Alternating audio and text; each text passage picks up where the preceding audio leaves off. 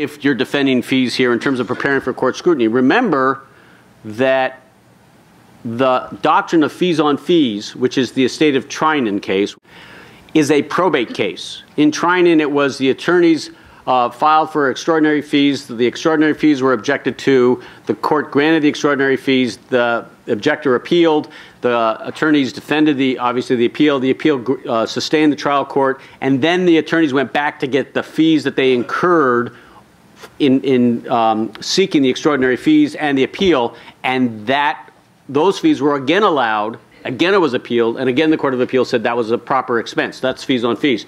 That's a probate case. There is no comparable trust case. Clearly, from my point of view, from our point of view, perhaps, that's a great rationale. And as Shirley says, what applies to wills ought to apply to trusts.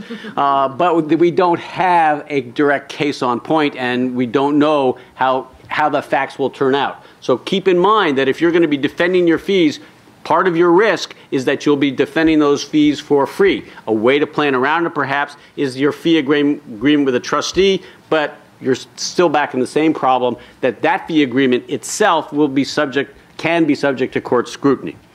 We know that a written agreement is necessary when our fees are reasonably anticipated to exceed $1,000. Otherwise, we're limited to quantum meruit. In regards to quantum meruit, I behoove you to read a case that came down last week. It's not a trust case. It's an attorney's fees case. It's very, very instructive. It's now the second reported case in this litigation.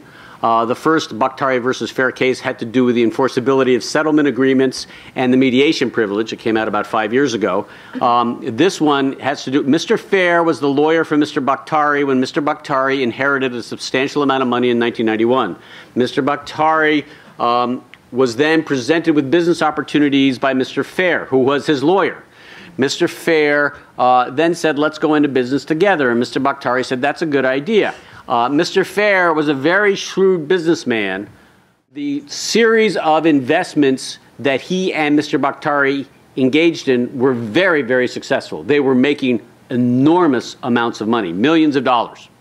And to such a degree that Mr. Fair ceased to be a lawyer and went to work in-house for the Bakhtari enterprises, all these investments that they were coming up with. Well, as life has it, there was a falling out. Now, this case was about Mr. Fair was not entitled, he was deprived of his fees because he didn't have a written fee agreement. So then he sues, well, that's true, I can't get my fees on a written fee agreement, I'm entitled to quantum meruit.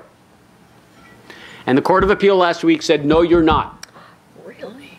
Because you went into business with your client and you did not make the required disclosures. You did not tell your client that he could go consult with independent counsel. There was no written agreement about going to business together. And therefore, because you violated the rule, you are not even entitled to quantum meruit. Wow. Which is why I'm passing this case along to you. I don't think we want to go into business with trustees, so it may not have direct impact in terms of this area of what we're talking about today, but be very, very careful when you go into business with your clients.